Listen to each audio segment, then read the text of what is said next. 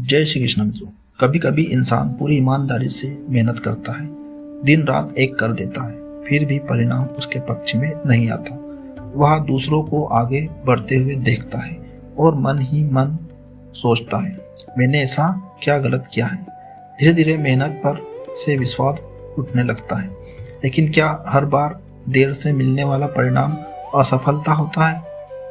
क्या भगवान हमारी मेहनत को देख नहीं रहे होते हैं? और क्या कभी ऐसा भी होता है कि जिस चीज के लिए हम आज परेशान हैं वही चीज भविष्य में हमारे लिए सबसे बड़ा वरदान बन जाएगा? इसी बात को समझाने के लिए श्री कृष्ण ने एक बार एक बहुत सुंदर कथा सुनाई थी। यह कथा हमें सिखाती है कि मेहनत कभी व्यर्थ नहीं जाती, लेकिन उसका फल हमेशा हमारी इच्छा के समय नहीं मिलता। तो आइए इस कथा को अंत तक सुनते हैं। मित्रों, द्वारका के पास एक छोटा सा गांव था। उस गांव में माधव नाम का एक युवक रहता था। माधव बहुत मेहनती था। उसका सपना था कि वह अपने परिवार के लिए एक बड़ा घर बनाएगा और अपने पिता का जीवन आसान करेगा।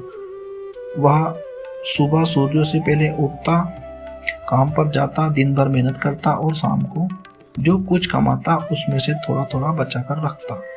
माधव के पिता अक्सर उससे कहते, बेटा मेहनत करते रहना, भगवान देर कर सकते हैं लेकिन मेहनत को व्यर्थ नहीं जाने देते। माधव मुस्कुराकर कहता, पिताजी मुझे भगवान पर पूरा विश्वास है। लेकिन समय बीतता गया। एक साल बीत गया, फिर दूसरा साल, फिर तीसरा साल। माधव ने जितना सोचा था उसके पास उसका आधा भी धन नहीं था। उधर गांव के कुछ लोग उससे कम मेहनत करके भी उससे आगे निकल गए। किसी ने नया घर बना लिया, किसी ने व्यापार शुरू कर दिया, किसी ने जमीन खरीद ली। माधव सबको देखता और चुप हो जाता। एक दिन उसके साथ काम करने वाले व्यक्ति ने उससे कहा, तुम इतनी मेहनत करते हो फिर भी तुम्हारे पास कुछ नहीं है, शायद किस्मत तुम्हारे साथ नहीं है। यह बात माधव के मन में बैठ गई। उस रात वह देर तक सो नहीं पाया। उसने पहली बार भगवान से शिकायत की। वह बोला, हे प्रभु, मैं गलत रास्ते पर नहीं गया, मैंने किसी का बुरा नहीं किया, फिर मेरी मेहनत का फल मुझे क्यों नहीं मिलता? अगली सुबह माधव बहुत निराश होकर घर से निकला। चलते चलते वह द्वारका के बाहर एक शांत स्थान पर पहुंच गया। वहां उसे श्री कृष्ण दिखाई दिए। माधव ने श्री कृष्ण को प्रणाम किया। श्री कृष्ण ने उसके चेहरे की उदासी देखी और मुस्कुरा कर पूछा, माधव, आज तुम्हारे चेहरे पर इतनी चिंता क्यों? माधव ने कहा, प्रभु मैं थक गया हूँ। श्री कृष्ण बोले, काम से या प्रतीक्षा से? माधव कुछ पल चुप रहा, फिर बोला, प्रतीक्षा से प्रभु। श्री कृष्ण ने कहा, तुम्हें क्या चाहिए? माधव बोला, मैं चाहता हूँ कि मेरी मेहनत का परिणाम मुझे मिले। श्री कृष्ण मुस्कुराए। उन्होंने पास पड़े एक छोटे से बीज को उठाया और माधव के हाथ में रख दिया। फिर बोले, इसे मिट्टी में बो दो। माधव ने वैसा ही किया। कुछ दिन बाद वह एक छोटा सा पौधा निकल आया। माधव प्रसन्न हुआ, लेकिन श्री कृष्ण ने कहा, अब इसे रोज पानी देना, इसकी रक्षा करना और धैर्य रखना। माधव रोज उस पौधे को पानी देने लगा। कुछ सप्ताह बाद पौधा थोड़ा बड़ा हुआ, लेकिन उसमें कोई फल नहीं आया। माधव ने एक दिन परेशान होकर कहा, प्रभु, इसमें फल क्यों नहीं आ रहा? श्री कृष्ण ने कहा, अभी समय नहीं आया। कुछ महीने बीत गए। पौधा अब पेड़ बन चुका है, लेकिन फल फिर भी नहीं आया। इतने समय से मैं इसकी देखभाल कर रहा हूँ, फिर भी इसका परिणाम नहीं मिला।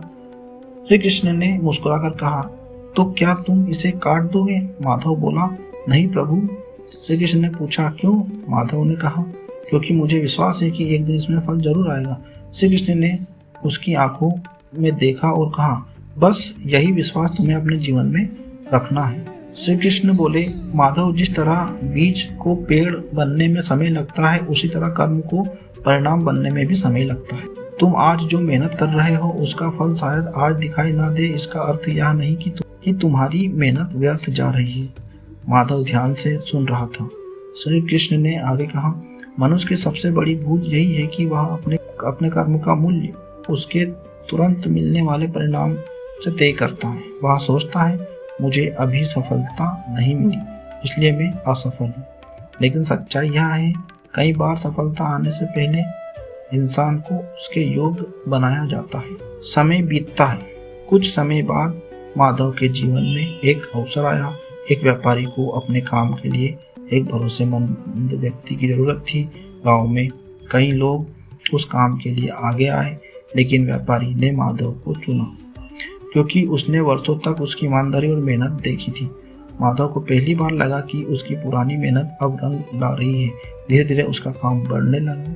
कुछ वर्षों बाद उसने अपने पिता के लिए वही घर बनाया जिसका सपना उसने बहुत पहले देखा था। घर के सामने वही पेड़ भी था जिसे श्री कृष्ण ने उसके हाथों से लगवाया था। एक दिन उस पेड़ पर पहली बार फल आए। माधव फल देखकर बहुत देर तक उसे देखता रहा। उसकी आंखों में आंसू आ गए। उसे श्री कृष्ण की बात याद आई, अभी समय नहीं आया। तब माधव समझ गया, समस्या उसकी मेहनत में नहीं थी, समस्या उसकी जल्दबाजी में थी। दोस्तों, हमारे जीवन में भी ऐसा ही होता है। हम मेहनत करते हैं और चाहते हैं कि परिणाम तुरंत मिले, लेकिन प्रकृति का नियम है, बीज बोने और फल मिलने के बीच एक समय होता है।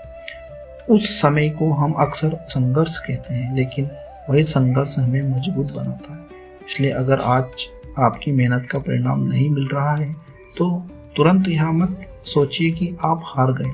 हो सकता है आपकी कहानी अभी पूरी नहीं हुई है। हो सकता है भगवान आपको उस सफलता के लिए तैयार कर रहे हो जिसे संभालने के लिए आज आप अभी तैयार नहीं हैं। श्री कृष्ण की पहली बात, मेहनत का परिणाम देर से मिल सकता है, लेकिन मेहनत आपको कभी खाली नहीं छोड़ती। दूसरी बात, दूसरों की गति देखकर अपनी यात्रा को छोटा मत समझिए। तीसरी बात, जो आज दिखाई नहीं दे रहा उसका अर्थ यह नहीं कि वह बन नहीं रहा। चौथी बात, कर्म पर ध्यान रखिए, परिणाम की चिंता धीरे धीरे उड़ना सीखिए। पांचवी बात, अपने अच्छे समय के आने से पहले अपने विश्वास को मत हारिए, क्योंकि कई बार फल आने से ठीक पहले पेड़ सबसे अधिक धैर्य मांगता है। अगर आज आपकी जिंदगी में मेहनत बहुत है लेकिन परिणाम कम दिखाई दे रहा है तो निराश मत होना। थोड़ा रुकिए, अपने कर्म को देखिए, अपनी दिशा को सुधारिए और फिर आगे बढ़िए, क्योंकि श्री कृष्ण की सीख हमें यही समझाती है कि हमारे हाथ में कर्म है, लेकिन कर्म का फल कब और किस रूप में मिलेगा यह समय तय करता है। इसलिए आज से खुद से एक बात कहिए, मैं करूँगा नहीं, मैं रुकूंगा नहीं, मैं टूटूंगा नहीं, मैं अपना कर्म करता रहूँगा। क्योंकि हो सकता है जिस सफलता का इंतजार आप कर रहे हैं वह आपसे बस कुछ कदम दूर हो। श्री कृष्ण की ऐसी सरल और जीवन से जुड़ी कहानियाँ सुनने के लिए हमारे YouTube चैनल श्री कृष्ण वाणी को सब्सक्राइब करें और वीडियो पसंद आए तो लाइक करें और अपने दोस्तों के साथ शेयर जरूर करें। राधे राधे मित्रों, जय श्री कृष्ण।